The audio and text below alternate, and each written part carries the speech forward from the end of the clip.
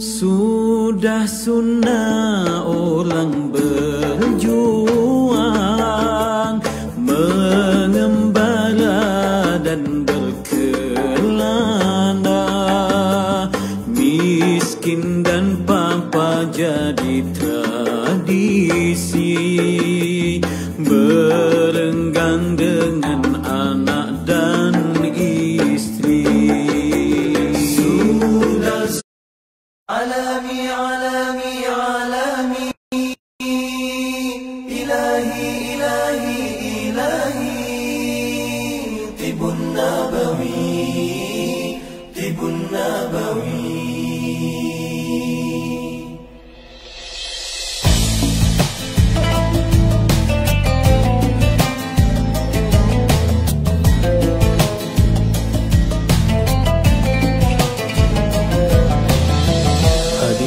Sebuah rasa dari keinsafan dosa, langit pun terbuka, bintang bertaburan, indahnya, indahnya tawakal. Ud'uni astajib lakum.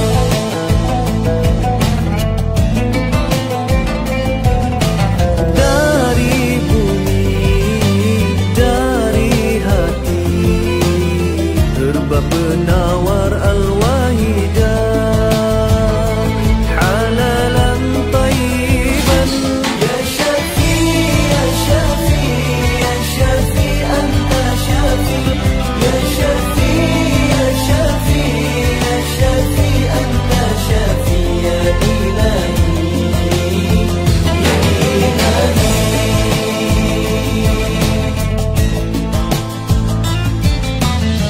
Beratalah doa di langit luas, tunggu harapan hati yang ikhlas, disinari cahaya Rabbani, syifa'un linnasi. Anta Syafi, ya Ilahi, Anta Syafi, halalan tayyiban.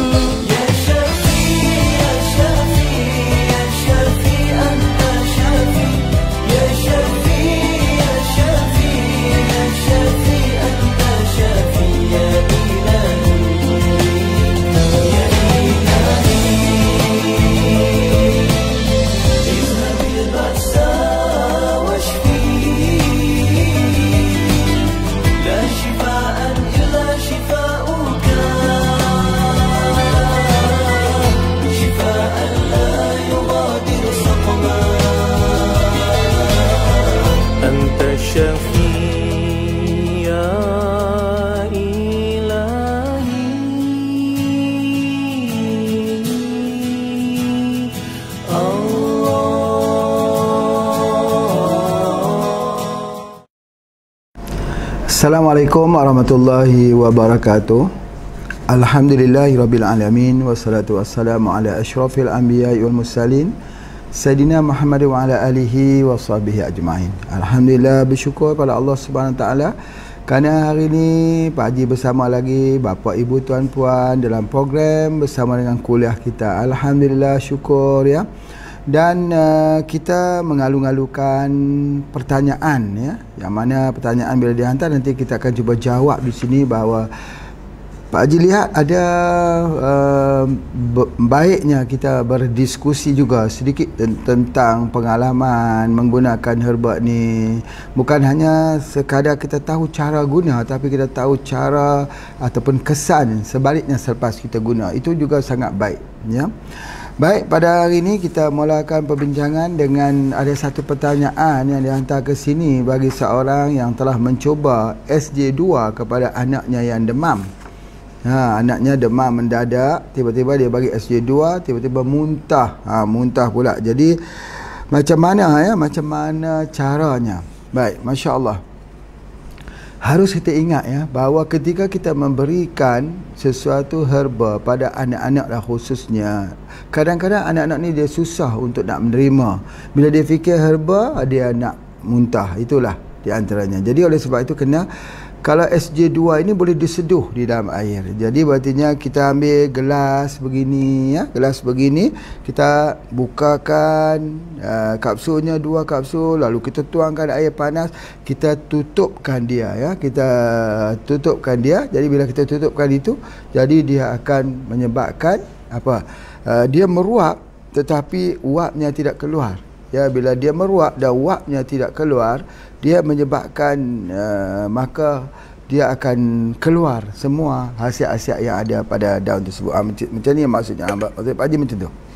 Jadi ini satu proses yang sangat baik. Kemudian apabila airnya bening ke bawah, berartinya sudah tidak ada ampas-ampasnya, sebut-sebutnya di dalam ampas tersebut, baru kita ambil air yang atas sedikit diberi minum. Minum sedikit-sedikit lebih baik daripada bagi minum banyak sekali. 1 sudu besar, yang kedua bagi tambah 2 sudu, 3 sudu. Tak boleh paksa dia minum. Harus minum 1 gelas macam ni. Anak-anak ni harus dipujuk. Ya, itu ada filosofi dalam pengobatan, bahawa pengobatan ini dia sangat-sangat tergantung dengan psikologi, ataupun kita panggil dengan pengaruh emosi. Jadi kita nak suruh orang ambil herba, kita kena pujuk dia mengambil herba, memujuk tubuh badan kita sendiri. Ya, jadi kita guna sedikit-sedikit dulu, kita bagi dan sebagainya. Ini memberikan kesan yang baik. Kita tidak boleh memaksa orang memakan obat ataupun mengambil obat. Jadi ini akan menyebabkan dia akan menolak. Ya, tubuh badan itu akan menolak. Jadi begitu kalau siapa belajar akupuntur, akupuncture ya. Kalau belajar akupuncture tahulah. Kita ambil jarum akupuncture, kita masukkan sini, kita tusukkan dia dekat sini. Kalau tubuh badan orang tu menolak, nanti sukar sekali nak keluarkan. Sakit lagi, bengkok lagi jarumnya itu. Macam mana kalau kita nak cabut, itu menyebabkan dia sakit. Jadi kita kena pujuknya, tidak mengapa, tidak ada apa-apa. Kemudian kita berbual dengannya, biar dia dalam keadaan relax, baru kita mencabutnya. Mudah sekali, tidak mendatangkan kesan sebagainya. Begitu juga herba dalam tubuh badan kita. Kita harus pujuk, tidak boleh memaksa. Kamu harus makan ini. Kalau kamu nak sihat, kamu makan ini. Tak boleh begitu. Herba bukan begitu. Rasulullah SAW itu ketika berhadapan dengan orang sakit, dalam nada memujuk, la baksa, tidak ada apa-apa, setiap penyakit ada obatnya, kata Rasulullah SAW. Jadi orang itu mendengar dengan hati yang tenteram. Bukan begini, inilah akibatnya kalau tak dengar cakap aku, mau ambil ubat begini saja. Bukan begitu. Ya, pengobatan ialah memujuk tubuh supaya menerima. Begitu juga ketika kita membuat pijatan ataupun urutan ya. Ketika kita buat pijatan urut orang itu, kita tak boleh kasar-kasar. Tak boleh kasar-kasar. Kiropraktik kasarnya sekali. Masya Allah, tak boleh. Dia kena pujuk pelan-pelan. Dipujuknya urat, dipujuknya tulang. Sebab itu ada dalam istilah pengobatan ini pujuk urat dan pujuk tulang. Kalau dalam pijatan orang perempuan sebab bersalin, dia panggil pujuk perut. Kenapa perut itu harus dipujuk? Supaya dia itu cepat, selepas bersalin itu cepat dia akan mengalami pemulihannya. Kalau kita nak pijat ini, kalau ada masalah tulang yang patah, pujuk tulang. Bukan paksa tulang. Ilmu pujuk tulang. Pujuk tulang diambil, dipegang pelan-pelannya, kemudian diambilnya jahe, ya, ditumbuk bersama dengan gula merah, diikat pelan-pelan. Ketika ikat itu dia bercakap dengan suara seperti merayu, suara seperti memujuk seorang anak kecil. Ya, insya-Allah tulang ini insya-Allah akan bercantum semula, tidak ada masalah apa. Mudah-mudahan insya-Allah Allah yang memberikan kita kesembuhan. Pujuk dia begitu. Dan begitu juga dengan pujuk urat. Kalau ada masalah terselih urat, kita pegang sikit-sikit je. Ya, urat insya-Allah akan kembali semula, tidak ada masalah apa. Yang datangkan kesembuhan ini adalah semua daripada Allah yang bersifat Asy-Syafi. Ya, urat ni akan bercantum ataupun urat ni akan kembali lurus semula. Macam tu. Pujuk urat. Itu bukan mentera, bukan. Itu adalah psikologi. Psikologi ini dia mempengaruhi minda di bawah sedar. Otak kita ni ada minda sedar satu, minda di luar sedar satu, di bawah sedar, di bawah kesedaran. Iaitu macam mana kita dapat mempengaruhi tubuh itu untuk bekerja, membuat repairing dengan menggunakan kuasa minda. Kuasa minda ini bukan hipnotis, bukan. Iaitu dengan kita mengolah tubuh badan itu. Sama seperti orang kata ilmu mengolah nafas. Olah nafas ini kita buat supaya nafas kita itu menjadi nafas pengobatan. Apa tu? Nafas itu diatur. Nafas ini kita akan atur dia. Dia nafas, kalau mau tarik nafas, suruh nafas. Itu nafas yang seperti sedia kala, tetapi ini nafas yang diatur. Jadi atur nafas. Begitu juga dengan pucuk tulang, begitu juga dengan pucuk urat, begitu juga pucuk perut. Jadi oleh sebab itu, begitu juga ketika kita mengambil sesuatu herba, harus dipucuk terlebih dulu. Apa yang mesti kita lakukan ketika kita nak bagi ubat kepada seseorang? Jangan kita memaksa dia, atau jangan kita memberikan tekanan kepada dia untuk ambil ubat ni. Kalau kamu, aku berpesan kepada kamu makanlah ubat ni bagus. Tidak begitu. Tetapi dia harus dibelai dengan ungkapan, dengan kata-kata yang elok. Misal kata macam ni, okey, Pak Haji bagikan mengkudu. Ada ibu-ibu yang datang ke tempat Pak Haji ni, saya sudah 4 hari tak dapat tidur Pak Haji. Matanya, kalau orang tak dapat tidur, kita tahu matanya akan masuk ke dalam dan dia akan muncul apa yang disebut sebagai mata panda. Muncul sebab dia tak dapat tidur waktu malam. Lihatnya pun jauh saja. Okey, baik. Pak Haji tahu herba, misal kata herba yang Pak Haji nak bagi ialah mengkudu. Tapi kalau Pak Haji kata, anak ambil daripada mengkudu ni, kamu makan 3. Tak boleh begitu. Kalau begitu, dia keras. Bila dia keras itu, dia tak masuk di dalam otak, di separuh sedar ni. Otak separuh sedar ni yang kita gunakan dia untuk healing, untuk penyembuhan. Orang panggil delta frekuensi. Delta frekuensi itu dia masuk kepada separuh sedar. Sedar dan tidak sedar. Jadi oleh sebab itu, maka kita pun beri dia. Okey, bila kita beri dekat dia, tengok. Kalau orang-orang macam ni kita bagi, lihat dekat sini lihat kat sini. Ini dia. Ini mengkudu. Kita nak lihat dekat sini ni, sebenarnya bukan dia nak tunjuk pasal mengkudu, dia pun dah biasa tengok mengkudu. Tapi kita nak buat otak dia tu yang jauh begitu. Fokus di sini. Fokus di sini. Bila kita masukkan otak minda bawah sedarnya ke sini, ke mengkudu, dia sudah mula ambil mengkudu itu, masuk kat situ. Masa itu kita melakukan pembujukan.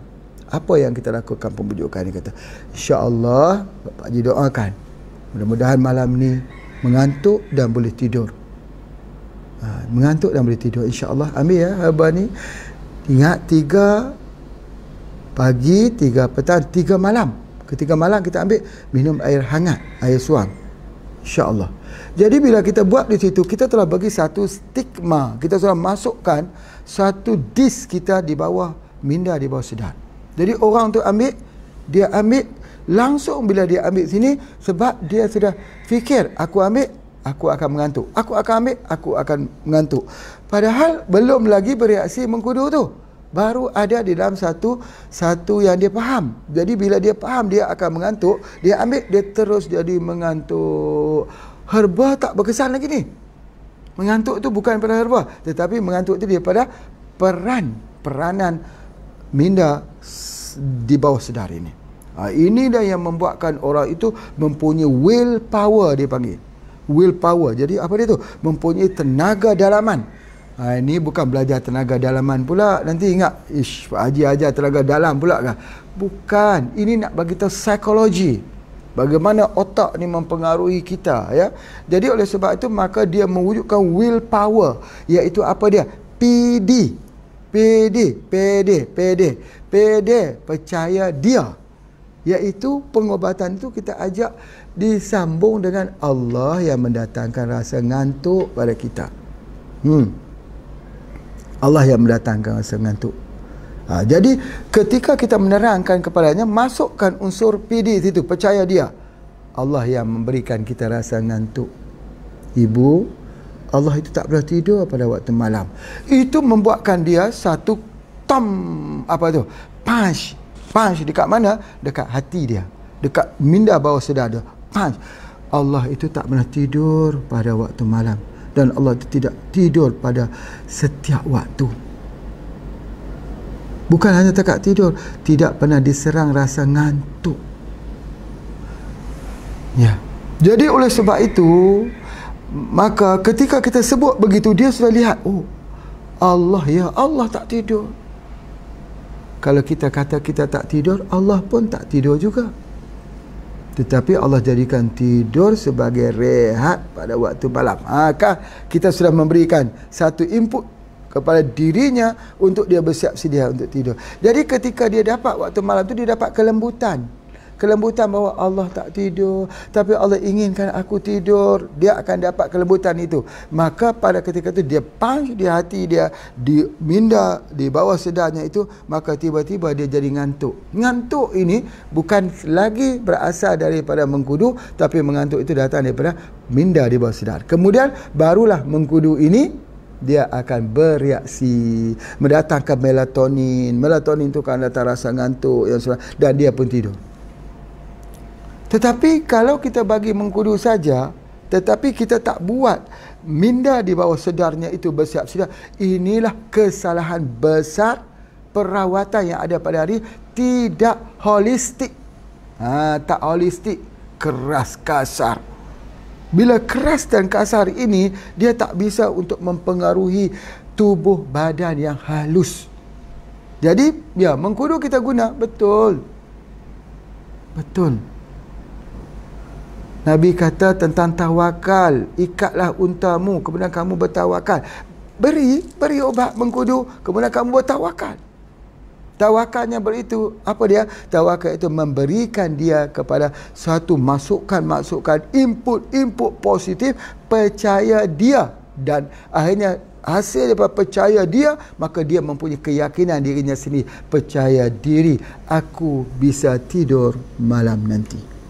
Dia sudah set mind itu sejak daripada waktu maghrib lagi, belum masuk isyak lagi. Petang tu dia sudah set. Sebelum ini dia setkan di dalam pemikiran dia tu, mind dia tu, dia kata aku tak boleh tidur. Daripada sore aja lagi dia sudah mempunyai zikir, aku tak boleh tidur. Dan akhirnya bila malam benar dia tak boleh tidur. Inilah dia holistik yang harus kita keluarkan. Diikuti dengan lantunan-lantunan zikir dan bacaan-bacaan, meruqyahkannya dengan bacaan-bacaan yang melunakkan hatinya. Kita baca atau dia sendiri yang membacanya lebih baik, yang memberikan zikir-zikir yang melunakkan hatinya. Ya, Rabbi inni zalamtu nafsi faghfirli. Banyakkan dia beristighfar. Orang sakit ni dia kena banyak istighfar. La ilaha illa anta subhanaka inni kuntu minadh zalimin.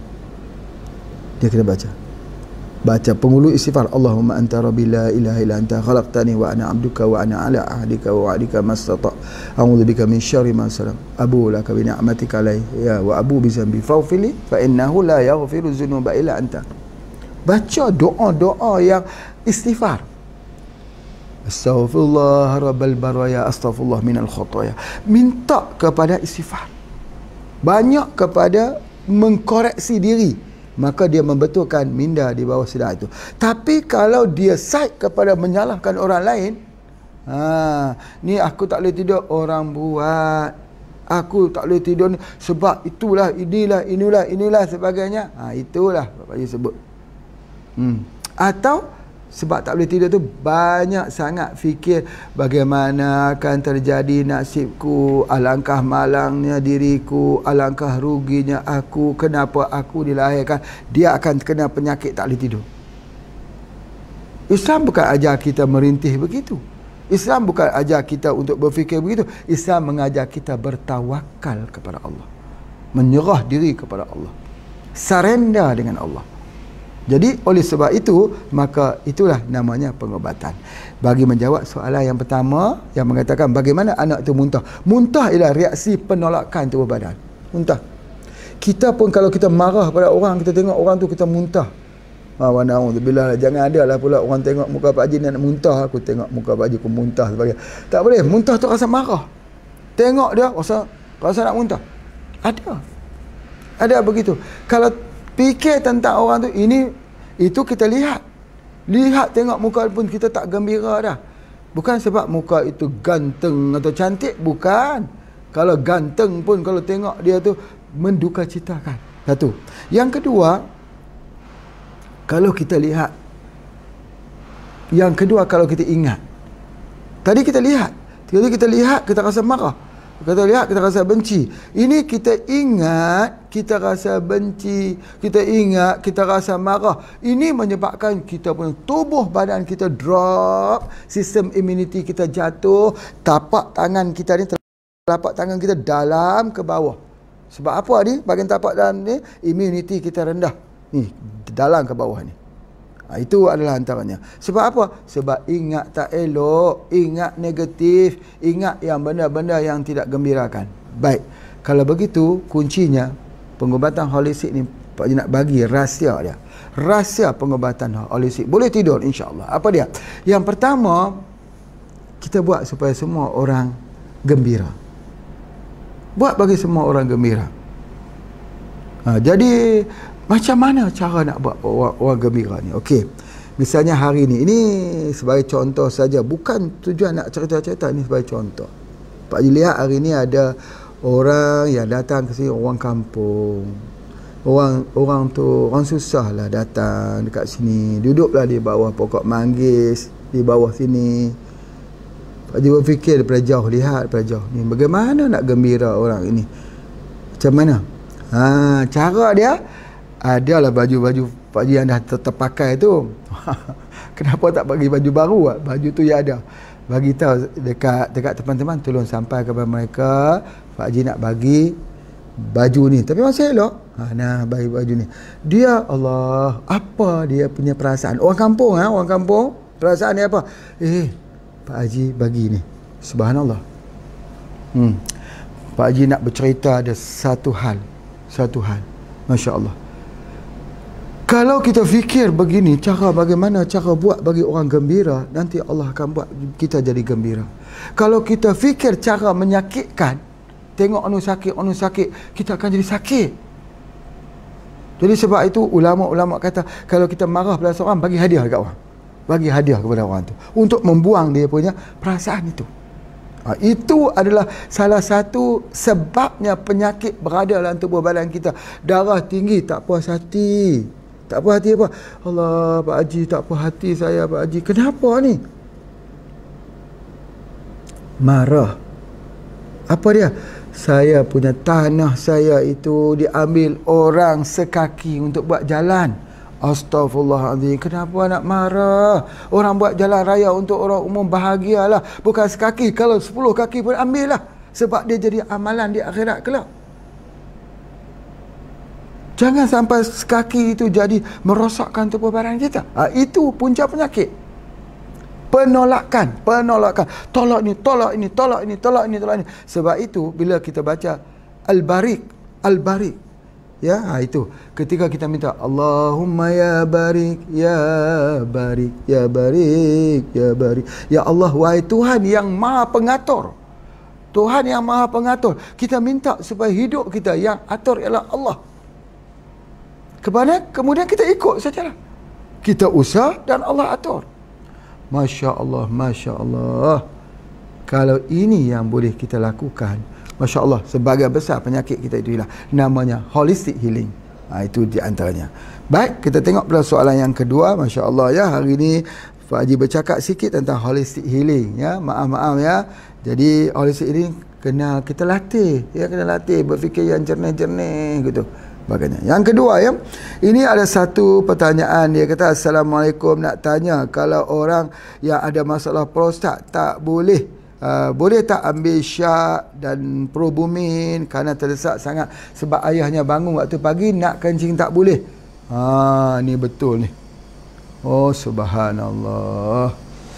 Bangun waktu pagi nak kencing, tiba-tiba tak keluar. Bayang tengok begitu. Kesakitan dan sebagainya. Baik. Sebenarnya prostat ni dia ada introduction dulu. Dia tak datang terus. Dia ada mukadimah dulu. Dia adakan simptom-simptom itu. Salah satu nak terjadinya prostat, misalnya kencingnya itu tak keluar. Keluar sikit-sikit, menandakan akan berlaku prostat. Ataupun kencingnya sekejap datang, sekejap berhenti, sekejap datang.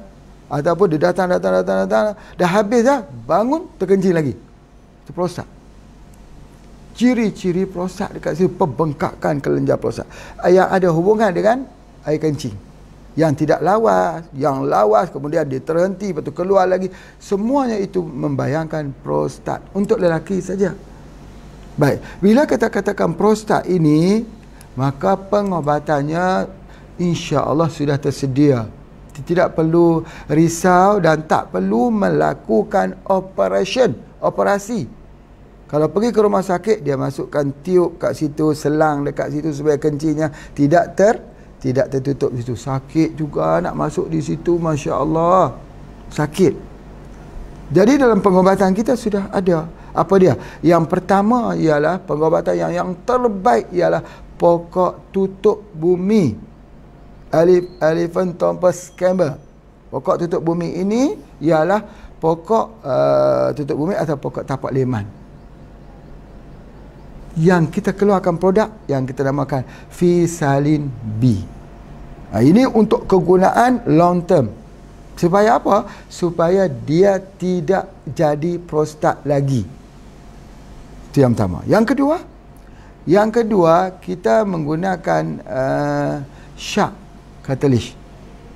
Shark catalyst itu bagus sekali untuk prostat dan masalah kencing.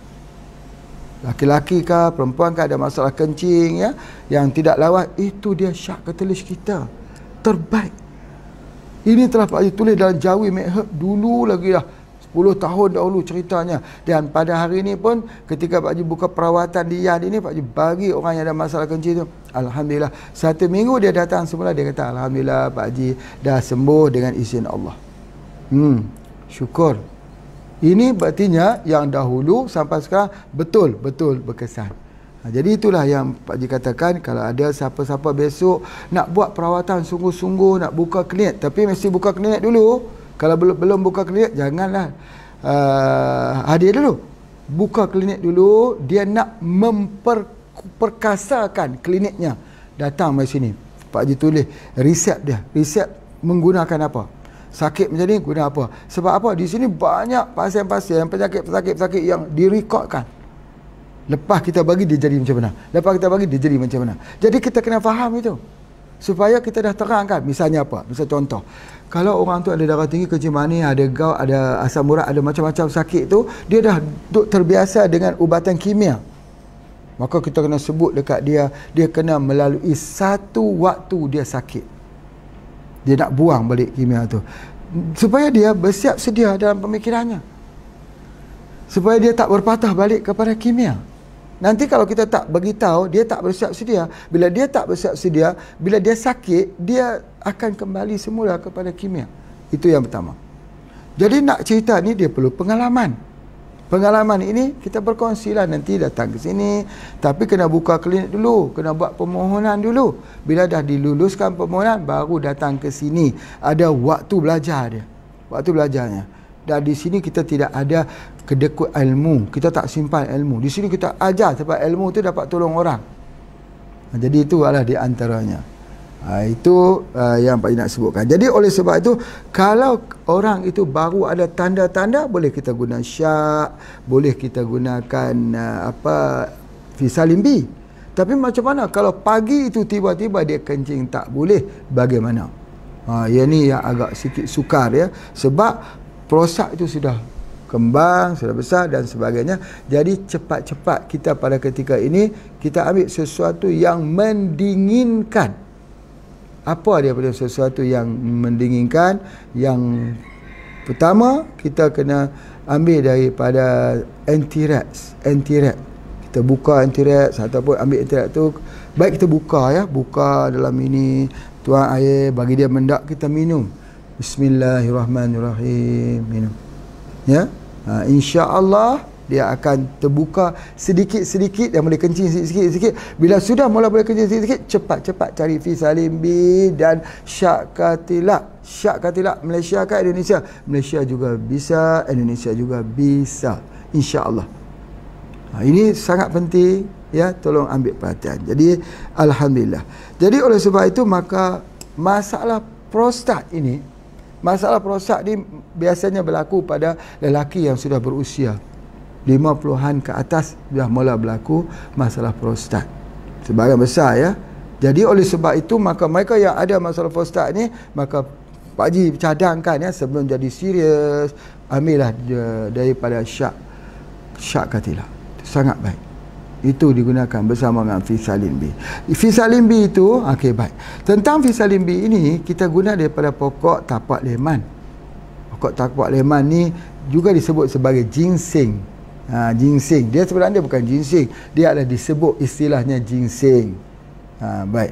Jadi oleh sebab itu maka dia sebenarnya digunakan untuk apa? Kalau kita baca daripada penelitian, kajian-kajian dilakukan oleh pengkaji-pengkaji, oleh saintis-saintis, oleh universiti-universiti, mendapati dia salah satu daripada obat untuk orang lelaki.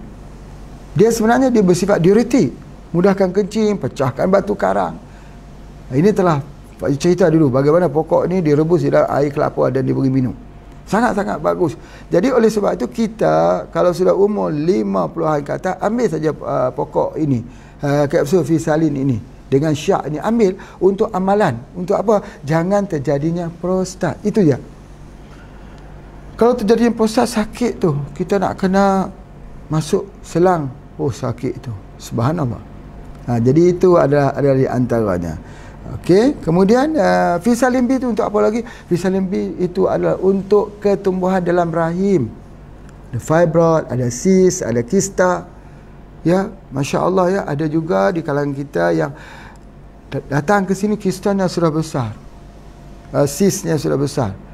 Tapi insya-Allah kalau cyst besar, kita kena ingat, kita tidak ada satu jalan lain. Cuma kalau datang ke sini, Pak Haji cuba untuk memujuk. Pujuk apa ni? Pujuk supaya cyst itu jangan pecah, supaya dia jadi kecil, kecut sedikit-sedikit, dia keluar darah sikit-sikit. Dia akan jadi bleeding. Kerana pada kebiasaannya bila kita bagi herba itu telah memutuskan. Macam ni. Tunjukkan macam ni. Katalah ini adalah cystnya ataupun fibroidnya. Fibroid ni dia ada jaringan makanannya sendiri, jaringan makanan. Jadi kita putuskan ni. Dengan cara apa kita putus? Dia panggil anti-angiogenesis. Anti-angiogenesis, memutuskan saluran makanan yang supply makanan kepada ketumbuhan supaya dia jadi besar. Bila kita dah putuskan ni, maka dia tak dapat makanan. Bila dia tak dapat makanan, dia akan gugur.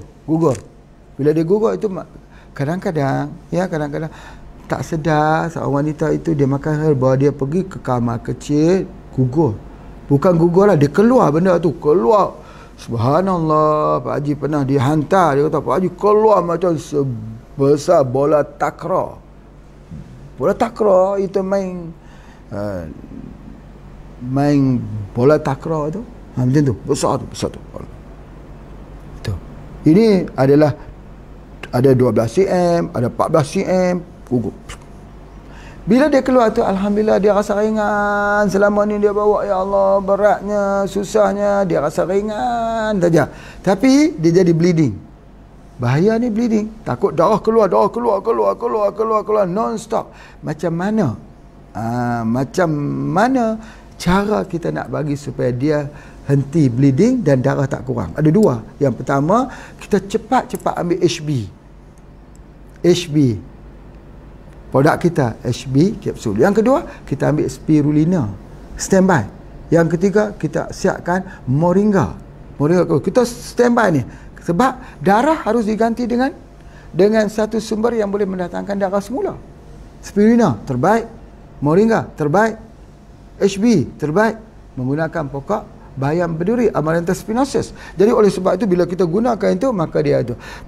Kalau dia keluar banyak juga, mudah saja. Pak Cik kan dah ajar dah. Ambil buah kelapa, gugur, potong begitu, begitu, rebus. Dia flush darah itu keluar dan dia tak keluar darah banyak lagi. Luka kita akan semakin tertutup. Luka itu ditutup oleh apa? Spirulina. Dan pada masa tersebut, ambil yang boleh meningkatkan imuniti. Jangan ambil yang dingin-dingin. Jangan makan buah-buah yang sejuk. Ya, jangan makan buah-buah yang menjalar. Ya, tetapi ambil sesuatu yang boleh memanaskan badan. Apa dia? Jahe halia. Masuk teh halia. Buat teh halia. Teh O, tambah teh kosong, tambah halia. Masya Allah. Kalau boleh lagi, gula aren. Ambil bersama dengan temulawak. Masya Allah. Untuk nak tambah balik tu. Jadi sebab itu insya Allah boleh. Itu adalah di antaranya. Dan sekarang ini bapa ibu sekalian, sudah ada satu protokol baru di dalam dunia pengobatan, di mana ibu-ibu yang nak lahirkan anak kena ambil ubat pencair darah. Itu sudah ada satu protokol baru. Ya wallahualam, tak begitu pasti kenapa protokol ini wujud. Kerana nak mengelakkan daripada darah beku, mungkin, wallahualam, ataupun kerana seseorang itu ada darah tinggi, wallahualam. Kerana ubat darah tinggi itu ubat pencair darah. Bagaimana seorang itu yang mengandung kemudian ada darah tinggi misalnya. Baik, jika begini maka kita gunakan ubat pencair darah daripada herba. Lagi hebat. Kalau kita gunakan ubat pencair darah daripada herba, maka dengan sebab itulah kita tidak perlu lagi kita gunakan daripada ubat pencair darah yang lain. Apa dia ubat pencair darah? Darah ialah omega 3. Omega 3 soft gel. Kita ada omega 3 soft gel, kita ada omega 3 di Indonesia juga ada. Jadi itu adalah ubat-ubat pencair darah. Ini apatah lagi kalaulah kebiasaannya ya, bila orang tu mengandung di usia yang agak-agak sikit tua. Ini juga kita kena ingat supaya jangan jadi pecah pembuluh darah. Kalau jadi pecah pembuluh darah, kadang-kadang yang Pak Haji selalu tengok orang koma ya, koma. Dia bersalin, lepas tu dia koma 8 tahun. Otaknya sudah mati, tak bergerak, tubuh badannya masih bergerak. Artinya masih berfungsi, tapi dia sudah lumpuh, dia tak bergerak apa. Begitu saja. Berapa tahun? 8 tahun. Ya, Masya Allah. Jadi berartinya apa dia? Tubuh badannya itu berfungsi. Jadi oleh sebab itu, bila kita nak bercakap tentang kesihatan ni, tolong ambil satu perkataan, ya, iaitu kita perlu kepada pencair darah. Perlu kepada pencair darah. Sebab tu dulu pernah Pak Haji sampaikan, orang-orang di barat ketika umur 40 mereka dah mewajibkan diri mereka mengambil pencair darah. Sebab apa? Sebab makanan mereka, diet seharian mereka itu membuat darah menjadi kental. Itu di antaranya. Kita pun macam tu hari ni. Ya, jika kita tengok kalau Malaysia nombor 1 obes di Asia Tenggara. Itu kita kena lihat.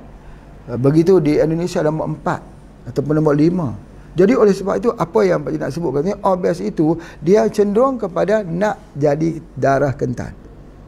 Apa yang mesti kita buat? Omega 3. Di mana nak dapat omega 3?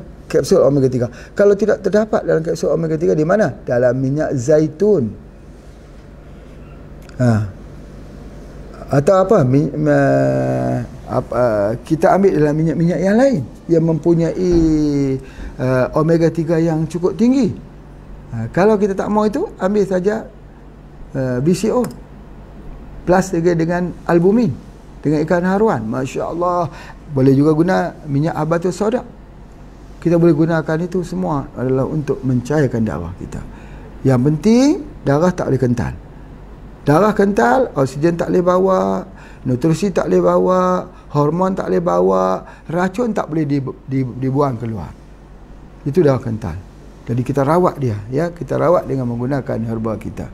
Dan sekarang ni ada produk yang Pak Haji katakan stroke spray, ST spray tadi, kita spray dekat sini adalah tujuannya mencairkan bagi kawasan di atas ubun-ubun ini supaya jangan jadi pembekuan darah dan pecah pembuluh darah. Orang darah tinggi, dia tak turun. Makan ubat darah tinggi tak turun, tapi spray dengan itu turun kat sini. Orang stroke susah untuk nak berubah. Ya, jadi sebab itu ingat exercise kita. Ingat exercise kita 1 macam tu je. 2 3 4. Ingat tu, buat begini sampai 50 kali setiap hari dah. Ini akan membuat kita menarik darah-darah beku di atas ni supaya dia turun, supaya jangan jadi darah tinggi. Kalau kita spray lagi bagus. Boleh duduk saja, sambil duduk saja buat. Itu di antaranya.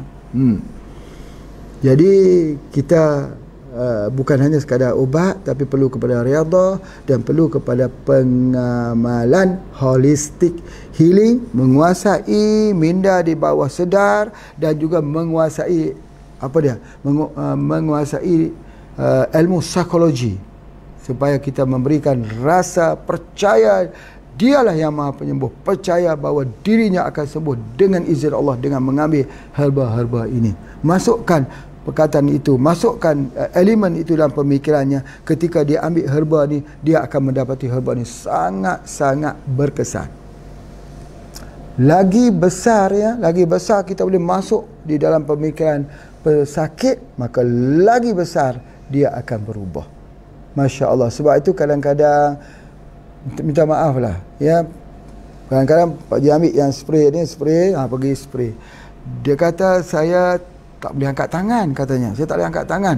Kenapa tak boleh angkat tangan? Entah berapa lama dah, tengok. Jadi bila dia kata tak boleh angkat tangan, Pak Haji akan cuba keluarkan perkataan tidak. Hanya ada boleh, tidak boleh angkat tangan. Buang perkataan tidak, hanya ada boleh angkat tangan. Membetulkan balik di bawah minda akan sedar itu dengan menggunakan sikit perantara. Ini semprot, misal kata insyaAllah nanti Pak Haji spraykan dekat sini, kat belakang ni OTS, dengan otomatisnya tangan boleh angkat. Pak Haji bagi fokuskan dekat dia. Dan dia bila dia semakin percaya, dia percayalah kepada Pak Haji ni. Dia tengok dia tengok Pak Haji dan sebagainya. Katalah dia percaya Pak Haji. Kita bawa kepercayaan itu percaya kepada Allah. Jangan percaya kepada individu, percaya kepada Allah. Dia jadi kuat sekuat-kuatnya. Kita pun spray. Bismillah. Spray. Cuba angkat tangan. Boleh angkat? Boleh angkat. Apa sebenarnya tu? OTS kah? Kita bagi POC kah? Atau kita bagi minyak zaitun kah? Apa sebenarnya? Yang kita beri adalah sebuah suntikan motivasi. Kita bagi magnet. Orang panggil magnet rezeki pula ni, bukan magnet rezeki. Bagi dia punya satu power ke dalam otak di bawah sedarnya itu, dia jadi subhanallah. Jadi dalam hidup ini, ketika kita berjumpa dengan orang sakit, yang pertama, keluarkan perkataan tidak. Keluarkan. Sebab dia datang, dia bawa satu gundi, satu beg, satu tas perkataan tidak dalam otaknya. Tak boleh sembuh, tak boleh berjalan, tak boleh tidur malam, tak boleh senang, tak gembira. Tidak, tak. Ini buang semua. Deletekan semua. Masukkan perkataan boleh. Izin Allah. Biiznillah. Insya Allah. Yakin boleh. Kita boleh. Herba ni adalah Allah bagi jadi. Penyakit Allah bagi jadi. Masukkan perkataan itu. Maka dia keluar willpower. Dia seperti newborn, seperti orang yang baru dilahirkan. Lahir, dia tiba-tiba tersedar, kata dia boleh. Kita suruh dia berjalan. Stroke-nya awal tadi datang berpegang, sekarang dia sudah boleh berjalan sendirian. Berbeza dengan orang datang sihat, jumpa kita, jumpa doktor, jadi makin lemah. Lemah. Awal tadi bagus, tapi jumpa dengan perawat, jadi makin lemah. Tu tak betul. Itu orang yang faham manusia itu seperti mesin. Macam Pak Haji sebut semalam tu, pintu. Dia faham manusia itu seperti pintu. Pintu tu kita buka bunyi krek, krek, krek. Dia kata, kalau nak bagi hilang bunyi itu, kita bagi tempat penyambung itu, kita letakkan minyak. Tak minyak. Okey, dah boleh. Manusia dia fikir macam tu. Kalau sakit, kita hanya top up dekat situ. Tidak. Manusia ni ada roh. Ada jiwa. Ada nafas, ada qalbu. Manusia ni ada sifatnya, ada otaknya, ada alam fikirnya, ada imannya. ada takwanya. Kalau boleh dimasukkan elemen pengobatan itulah yang dinamakan sebagai tib nabawi. Baik, terima kasih semua yang mengikuti bersama dengan Pak Haji. Sebelum itu Pak Haji nak umumkan mereka yang telah bertuah ya dalam kuliah Herbal Life ini bersama dengan Pak Haji ini. Ada 3 orang daripada Malaysia dan 3 orang daripada Indonesia. Tahniah bagi mereka yang bertuah ini. Boleh menghubungi hadiah dengan Cik Asilah dan juga Pak Jo, wadir kita di sana. Di Malaysia, tahniah pada Encik Nadif bin Ahmad. Di Malaysia ni Nadif Ahmad. Pak Nadif ada juga di kat Batam sana. Bukan Pak Nadif. Ini Cik Nadif bin Ahmad, Siti Fatimah dan Abu Hasan Ismail. Tahniah bagi ketiga-tiga mereka ni, boleh hubungi dengan Cik Asilah. Bagi Indonesia pula, tahniah kepada Madani Halal Mat yang aktif, yang tolong share kepada ramai orang, like dan share. Terima kasih. Dan terima kasih kepada Bapak Rodi El Kamal di Tegal. Apa khabar Pak Rodi? Alhamdulillah, syukur. Dan Moh Rosli Tamrin. Tahniah ya. Tahniah kena mendapat hadiah ni. Buat tuntutan dengan Pak Wadir lah, Pak Wadir kita, ataupun boleh saja hubungi dengan Pak Asrul. Kata Pak Asrul, aku dapat hadiah daripada Pak Haji, tolong hantar pada aku 2 pouch Black Radik tu. Black Radik, bukan yang Malaysia dapat Black Radik Malaysia lah, yang Indonesia dapat Black Radik Indonesia, insya-Allah ya. Terima kasih semua. Kita jumpa lagi pada esok hari. Jangan jemu belajar dalam pengobatan herba. Assalamualaikum warahmatullahi wabarakatuh.